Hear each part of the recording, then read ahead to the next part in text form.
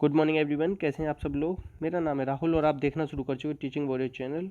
मैं दूंगा आपको हिंदी ग्रामर के कुछ एमसीक्यू, ठीक है, और एक्सप्लेनेशन करेंगे, एक्सपेक्टेड क्वेश्चंस बताएंगे। 10 से 11 क्वेश्चन है आज बस, ठीक है। देखो इन्हें अच्छे से और सीखो। देखो इसमें से कौन सा युग्म भिन्न है, युग्म भिन्न बता रहा है। पशु पक्षी विलोम हो गया, माता पिता विलोम हो गया, दिन रात विलोम हो गया, भारी भरकम क्या हो गया, ये तो पर्यायवाची हो गई। क्या हो गई? पर्यायवाची। तो इसमें से कौन सा भिन्न है? भारी भरकम। इसमें ये जो बीच में जो साइन लगा है ना, इसे कहते हैं योजक चिन्ह, इसे भी याद रख लेना। कौन सा है? योजक चिन्ह, इन सब के बीच में जो लग रहा है, ठीक है। और चिन्ह ना मैंने गलत लिख दिया, देखो योजक चिन्ह, इस तरीके से लिखो। आंसर क्या हो जाएगा? डी। नेक्स्ट, ग्रहागत में समास बताना है। समास होते हैं पदों की प्रधानता के आधार पर 4 प्रकार के, अर्थ के आधार पर 6 प्रकार के।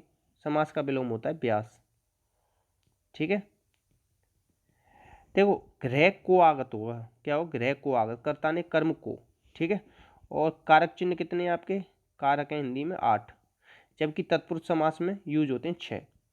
संप्रदान के लिए क्या होता है? संप्रदान के लिए, देख रहे हो मुंह से भी वही निकल रहा है। कर्ता ने कर्म करण से, मतलब यहाँ जुड़ाव होता है करण में, ठीक है। अपादान में अलगाव होता है, ठीक है, जबकि यहाँ पे भी क्या होता है? प्रसर्ग से। नेक्स्ट, आंसर क्या हो जाएगा इसका? ग्रह को आगत कर्म। इसमें से कौन सा अपादान का उदाहरण है? अपादान कारक का उदाहरण बताना है, इसमें से कौन सा है? राधा घर से निकली, अलग हो रही है तो है। सीता गीता से अच्छा गाती, मैंने कहा था जहाँ भी हम कंपेयर करने लग जाएं दो लोगों को, तो वहाँ भी क्या होगा? अपादान। मुझे आपसे डर लगता है, जहाँ पे भी डर का भाव हो, दूरी का भाव हो, तो वहाँ पे भी क्या होता है? अपादान। आंसर हो जाएगा उपयुक्त सभी। नेक्स्ट, प्रत्येक वर्ण का दूसरा और चौथा वर्ण क्या कहलाता है? प्रत्येक वर्ग का आएगा, क्या आएगा? यहाँ वर्ग का। जैसे क, ख, ग, घ, ड़। तो इसमें जो दूसरा और ये चौथा है ना, इन दोनों क्या कहते हैं? महाप्राण। क्या कहते हैं? महाप्राण। श, श, श, ह, ये भी इसी में आते हैं। अल्प प्राण में क्या आते हैं?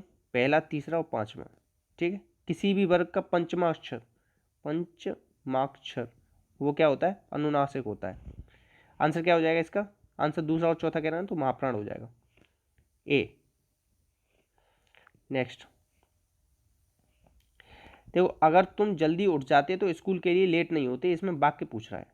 तो वाक्य ना अर्थ के आधार पर पूछ रहा है ये, तो अर्थ के आधार पर 8 प्रकार के होते हैं और ये संकेत दे रहा है, अगर ऐसा होता तो ऐसा हो जाता, ठीक है, याद रखना। नेक्स्ट, व्याख्या शब्द में संधि विच्छेद पूछ रहा है, तो संधि विच्छेद कितने प्रकार की? संधि कितने प्रकार की? 3 प्रकार की।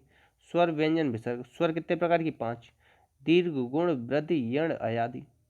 देखो इसमें जो दे रखा है ना, देखो पहले तो इसमें उपसर्ग क्या है? बी उपसर्ग है, तो ये काट दो, ये काट दो, ये दोनों हो सकते हैं।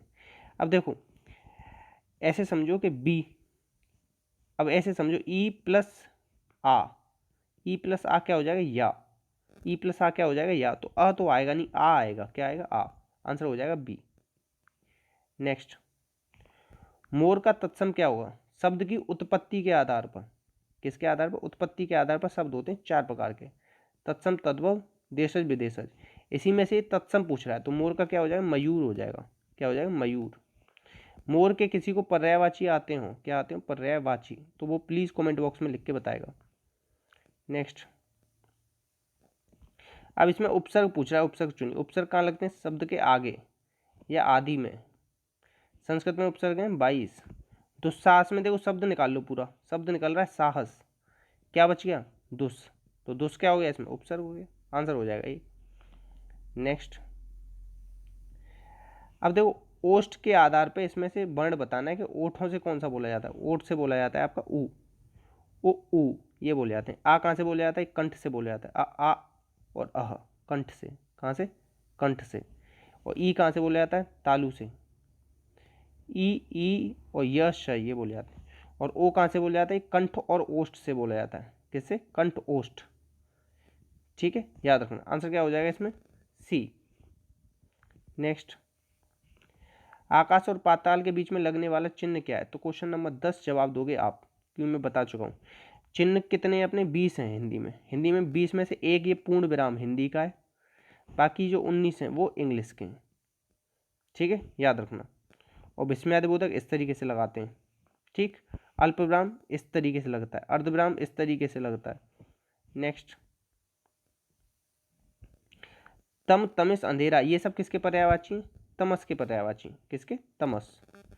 नेक्स्ट देखो, कल ना जतेंद्र मैम ने फिर एक कमी पकड़ी हम लोगों की, मतलब मेरी, और वो उन्होंने सही बताया। इसका आंसर ना, वह छत पर से नीचे को गिर पड़ा। तो मैंने ना गलती, पता नहीं ध्यान ही नहीं दिया कि को इसमें भी लग रहा है, मुझे लगा कि वह छत से नीचे गिर पड़ा, मगर यहाँ को लग रहा था, तो मैंने आपको ये बताया था, जबकि ये नहीं होगा, इसका आंसर होगा बी, वह छत से नीचे गिर पड़ा। को थोड़ी ना लगाएंगे, खुद ही बोल के देखो, वह छत से नीचे गिर पड़ा, ऐसे ही तो बोलते हो, वह छत से नीचे को गिर पड़ा ऐसे बोलते हो, नहीं बोलते हो। आंसर क्या हो जाएगा? बी। और thank you Jatendra ma'am support करने के लिए। प्लीज़ शेयर करना जितना ज़्यादा हो सके, वीडियो को लाइक करना, अपना और अपना ख्याल रखना, जो पूछा है कमेंट बॉक्स में जवाब देना, और रिवीजन करते रहना। जय हिंद, जय भारत।